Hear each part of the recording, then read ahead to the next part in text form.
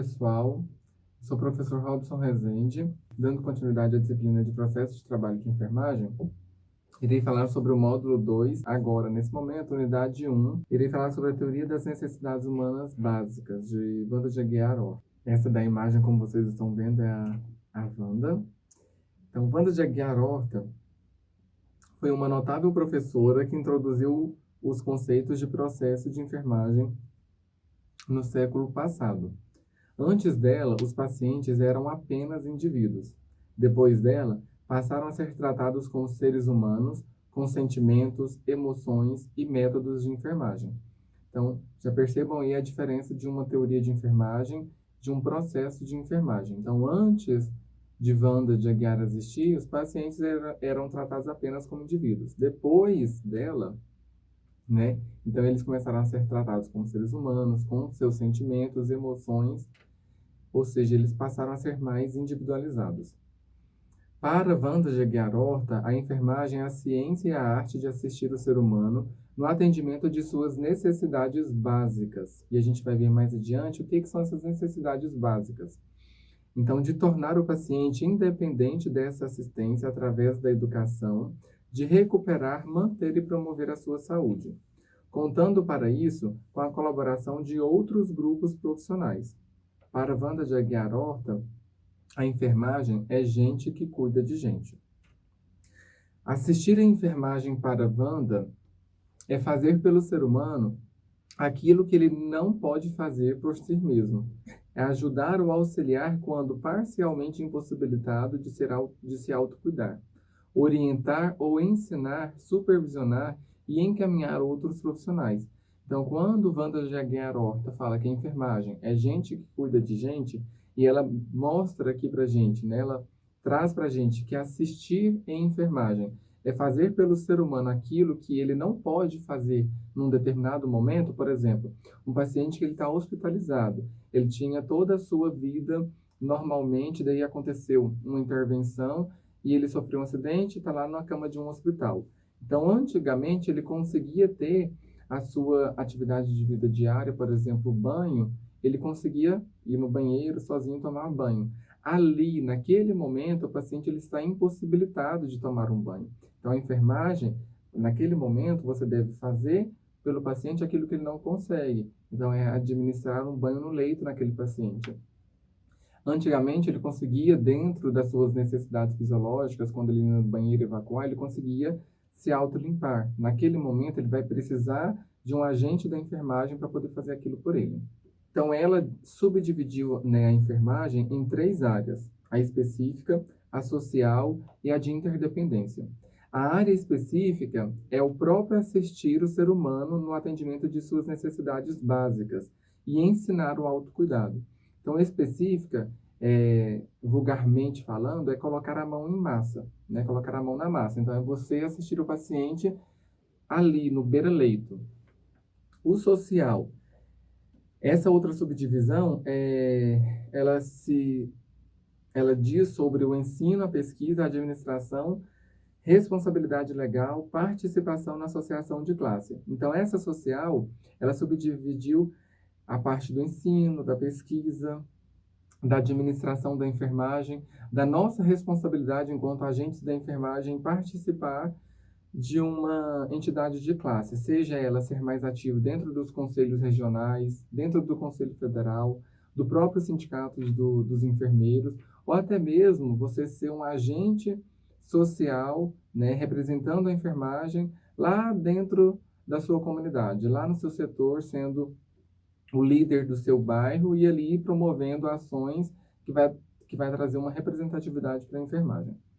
E a de interdependência é manter, promover e recuperar a saúde. Como que nós podemos contribuir para essa interdependência? Então, se é manter, promover e recuperar a saúde, a gente não consegue fazer isso sozinho. Então, a gente tem que ter a relação com outros profissionais, da equipe multiprofissional. Então, a gente estabelece essa interdependência e o produto final é a gente conseguir promover e recuperar a saúde do paciente. A ciência da enfermagem, compreendendo o estudo das necessidades humanas básicas, os fatores que alteram sua manifestação e atendimento e na assistência prestada. Então, a enfermagem, Ela compreende essas necessidades humanas básicas, os fatores que alteram essas necessidades e as suas manifestações. Assim, a gente consegue prestar uma assistência mais adequada para o paciente. Alguns princípios, eles podem ser deduzidos, de acordo com Wanda de Aguiar Horta. A enfermagem respeita e mantém a unicidade, autenticidade e individualidade do ser humano, ou seja, trata o ser humano como um único. Não trata o ser humano, por exemplo, como uma patologia. O paciente é aquele que tem uma pedra na vesícula. Não, o paciente, ele é o fulano, beltrano de tal, que ele é composto, né? Ele está inserido numa família, ele tem toda uma identidade, então ele tem que ser tratado como único e não ser reduzido a uma doença. A enfermagem ela é prestada ao ser humano e não à sua doença ou desequilíbrio. Então eu não devo prestar assistência de enfermagem àquela ferida. Então, por exemplo, o paciente ele é diabético e tem um pé diabético. Eu não posso resumir o paciente só no pé diabético. Então, eu tenho que prestar assistência ao ser humano que ele é e não apenas à sua doença ou apenas ao seu desequilíbrio que ele está tendo naquele momento. Todo cuidado de enfermagem ele é preventivo, curativo e de reabilitação. Então, quando a gente realiza os cuidados de enfermagem, a gente está visando o quê? Uma prevenção. Quando eu não consigo, então eu tenho que visar o curativo. E quando não é possível o curativo, então a gente está lá na terceira esfera, que é a reabilitação. A enfermagem, ela reconhece o ser humano como membro de uma família e de uma comunidade. Então, nunca o paciente ele está só, nunca o paciente ele é apenas aquele paciente, né? Então, ele está inserido numa família, numa comunidade, em um grupo social, e que quando a gente vai cuidar dele, a gente tem que ter a ciência que tem toda uma família, um histórico por trás desse paciente. A enfermagem ela reconhece o ser humano como um elemento participativo e ativo no seu autocuidado. Então, eu não posso simplesmente chegar ali no paciente e falar tudo o que eu acho que tem que ser falado de um modo assim, divisando, trazer a parte técnica, científica. Não, a gente tem que ouvir o lado do paciente também, porque ele é o protagonista desse cuidado, né? Então, ele tem que ter essa participação também. Então, o que são necessidades humanas básicas? Há inúmeros conceitos e nenhum deles satisfaz plenamente, mas é possível estabelecer bases fundamentais para futuras indagações, abordagens e reformulações. Então, necessidades humanas básicas são estados de tensões, consciente ou inconsciente, resultantes dos desequilíbrios hemodinâmicos dos fenômenos vitais. Em estados de equilíbrio dinâmico, as necessidades não se manifestam, porém, estão latentes e surgem com maior ou menor intensidade, dependendo do desequilíbrio instalado. As necessidades são universais, portanto, comum a todos os seres humanos. O que varia de um indivíduo para outro é a sua manifestação e a maneira de satisfazê-la ou então de atendê-la. Inúmeros fatores interferem na manifestação e atendimento.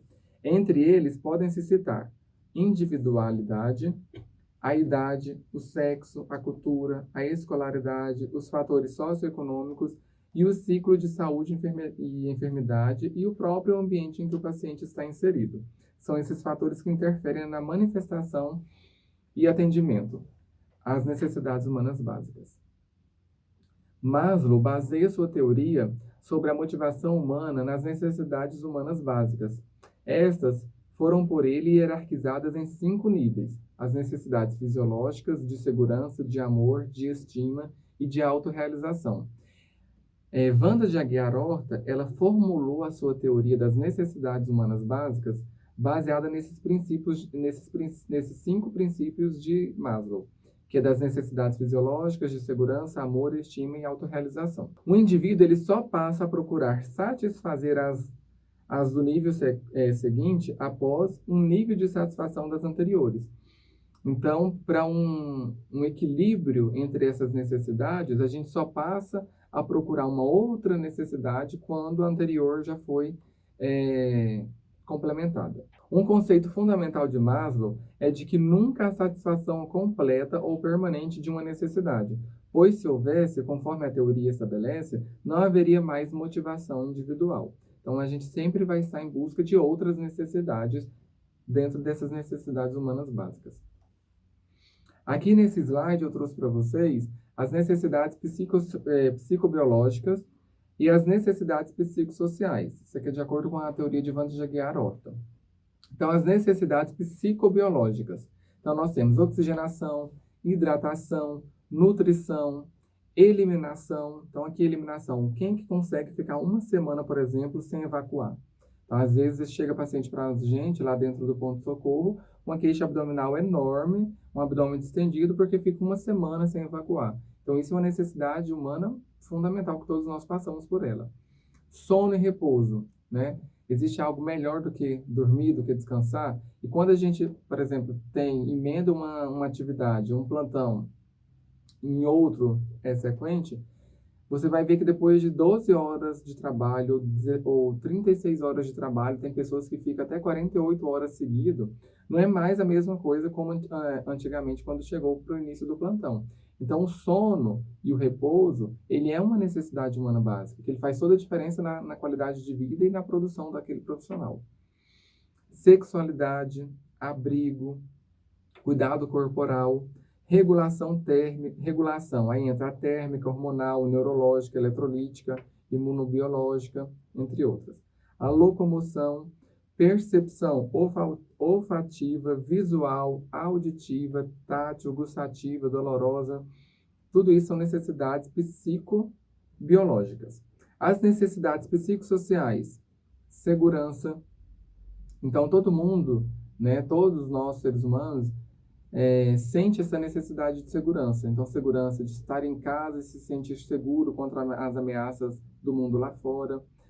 Necessidade de amor, liberdade, comunicação, criatividade, recreação, lazer, né? Todo mundo trabalha para ter uma qualidade de vida também, né? Não é só por conta do dinheiro e do trabalho. Então, a gente pensa em lazer, em qualidade de vida. Orientação no tempo e no espaço, autoimagem, então como você se vê, a sua autoimagem é importante para você, então isso é uma necessidade psicossocial. Atenção, necessidades psicoespirituais, como religiosa ou tecnológica, ética ou filosofia de vida. Então, hoje fala-se muito nessa questão de espiritualidade dentro da saúde. E espiritualidade não é religiosidade. A religiosidade, ela pode ser um caminho para levar à espiritualidade, mas são coisas distintas. Então, isso é uma necessidade também psicobiológica, essa espiritualidade do paciente. Se o paciente tiver uma religião, a gente deve respeitar essa religiosidade do paciente, para ele se sentir mais seguro também. E dentro do indivíduo, família e comunidade, nós temos um elo entre 6 componentes explanados por Wanda de Aguiar Horta, que ela trouxe para a gente a história da enfermagem, o histórico da enfermagem. Então, quando a gente chega no paciente e realiza toda aquela anamnese, os diagnósticos de enfermagem, o plano assistencial, o plano de cuidado ou prescrição de enfermagem, a evolução e o prognóstico. Então, quando a gente for falar sobre a sistematização da assistência de enfermagem, a gente vai observar que ela é composta por 5 etapas. E a gente não tem esse prognóstico como trouxe a Wanda de Aguiar Horta. Porque a gente falar de prognóstico de enfermagem é muito complicado a gente prever um tempo de vida, de recuperação daquela doença para o paciente. Então, às vezes, se eu falo para ele que a ferida, a lesão por pressão daquele paciente vai se estender durante 2 semanas, pode ser que aconteça algum desreajuste no paciente e ele vai passar para mais de mês. Então, é muito complicado a gente falar sobre o prognóstico para o paciente. E aqui encerrou essa parte, a primeira unidade, que foi sobre a teoria de Wanda de Aguiar Horta.